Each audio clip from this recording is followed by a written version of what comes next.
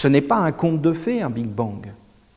C'est quelque chose comme un coup de poing dans le visage qu'on se prend et qui nous fait mal. C'est tout ce que ça nous fait. Par contre, si vous regardez l'histoire d'Adam et Ève, c'est une légende, c'est un mythe. Vous pensez bien qu'il n'y a pas un homme et une femme qui ont mangé une pomme avec un serpent.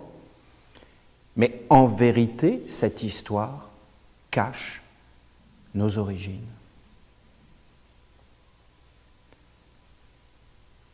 Et contient une sagesse belle et grande qui éclaire nos vies.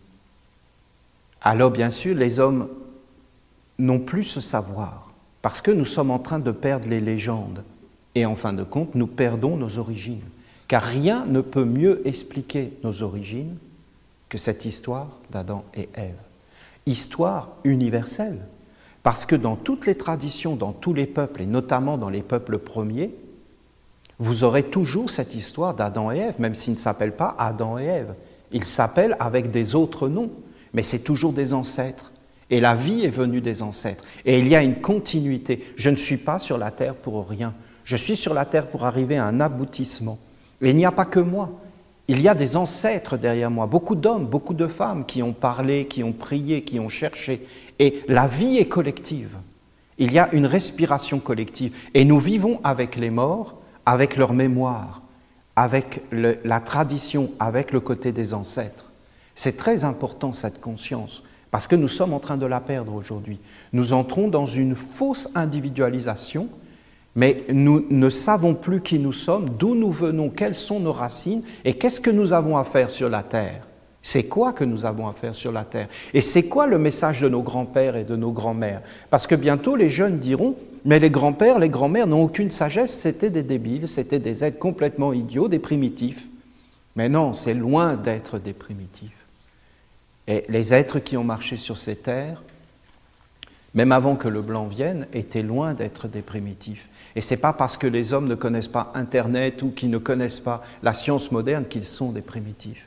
Il y avait des êtres beaux dans toutes les cultures. Il y avait quelque chose de sacré et de moral, une vision beaucoup plus grande de la vie qu'on ne voit pas. Nous avons besoin maintenant de nos origines, beaucoup plus que nous croyons, pour nous rassembler les uns les autres. Ce qui est beau dans cette histoire d'Adam et Ève, c'est-à-dire quoi? Le commencement, l'origine, le primordial, l'essentiel, le début de tout, ce qui nous permet de comprendre le chemin. Dans cette histoire d'Adam et Ève, ce qui était beau, vraiment beau, c'est que c'était un homme et une femme qui sont le père et la mère de toute l'humanité. Ça veut dire que nous sommes une famille. Et ça veut dire qu'il n'y a pas plusieurs peuples, plusieurs races. Il y a un seul peuple, une seule race. Et je peux vous dire que c'est beau. Et que nous sommes des êtres humains qui devons être solidaires et dans le respect mutuel.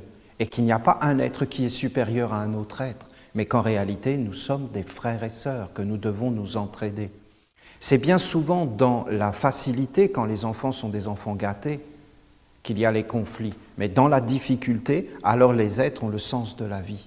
Et ils savent qu'est-ce que c'est que de s'entraider, que d'avoir besoin les uns des autres, que d'être ensemble et de ne pas se combattre. Dans cette histoire d'Adam et Ève, vous avez d'abord le décor qui est planté. C'est un jardin. C'est la création. La création est un jardin. Alors, un enfant, il entend que la création est un jardin, alors il l'imagine avec des fleurs, avec des arbres fruitiers. Mais c'est quand même une autre vision pour un scientifique, un sage, de dire que la création est un jardin. Parce que ça en dit des choses. Ça veut dire qu'il y a des plantes, il y a des semences, il y a des jardiniers, il y a des cultivateurs. Ça veut dire qu'il y a un sens. Ça veut dire qu'il y a une continuité. Ça veut dire que la vie sur Terre est une école. Parce que dans un jardin, quand on est une plante, eh bien, on est là pour apprendre et se développer. Et je peux vous dire que c'est une toute autre image que le Big Bang. Le mal, c'est ce qui doit être caché et que l'on ne doit pas faire venir. Et le bien, c'est ce qui doit être manifesté. Alors, c'était ça, ce jardin, dans ce jardin. Il y avait ces secrets-là. Quand les dieux ont vu que l'homme allait vers l'intelligence du mal, ils ont mis un voile et ils ont tout caché, de façon à ce que l'homme ne puisse plus voir. Mais voir quoi? Ô Israël, l'Éternel notre Dieu est un. Il n'y a pas d'autre Dieu que Dieu. Les musulmans, il n'y a pas d'autre Dieu que Dieu. C'est-à-dire, c'est l'unité de Dieu, tout est Dieu. Et ne croyez pas que c'est les monothéistes. Les polythéistes, ceux qui croient en plusieurs dieux, avaient la même vision. Derrière tous les dieux, il y a un Dieu unique. Et tous les dieux sont avec lui, le Dieu des arbres, le Dieu des pierres, le Dieu des plantes, le Dieu des animaux, le Dieu des hommes. Et il y a un seul Dieu derrière tous les dieux. Mais les dieux ont caché. Ils ont caché quoi? Mais que tout est divin. Cette bougie, la main, la lumière, la nature, tout est divin. Oui, au commencement, mais il y a eu un chemin. Et ce chemin, ce n'est pas un chemin de beauté, mais c'est un chemin de chute. Il y a eu une chute. Alors regardez l'histoire. Il est dit que le Fils de la terre, le Fils de Dieu qui représentait la terre, et qu'ensuite on a appelé du nom Satan, qui voulait dire en réalité Fils de Dieu à la base, et qui était le principe de la matière et de tout ce qui est visible. Dès qu'une chose est visible, alors c'est cet être qui la rend visible. Et dès qu'une chose est invisible et subtile, alors c'est l'autre Fils de Dieu, le Fils du ciel, le Fils de la terre, le Fils du ciel, le solve et le coagula, ce qui montre et ce qui cache. Alors ce premier Fils de Dieu s'est uni avec Ève. Et elle a donné naissance à un fils qu'on a appelé Caïn. Et le deuxième Fils de Dieu, que la tradition a appelé Lucifer, la lumière, s'est uni avec Adam. Et il a donné naissance à Abel. Ce sont les deux premiers-nés, qui étaient un reflet des deux fils de la lumière du Père dans le paradis. Il est raconté que Caïn était l'industrie.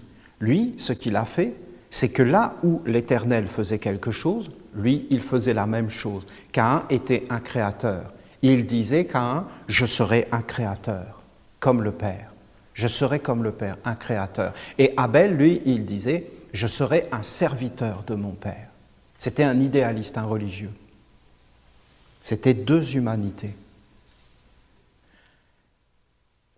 Caïn a fait une offrande à l'Éternel. Et l'Éternel, le Père, a dit, non, je n'en veux pas. Ton offrande n'est pas conforme. Abel a fait une offrande.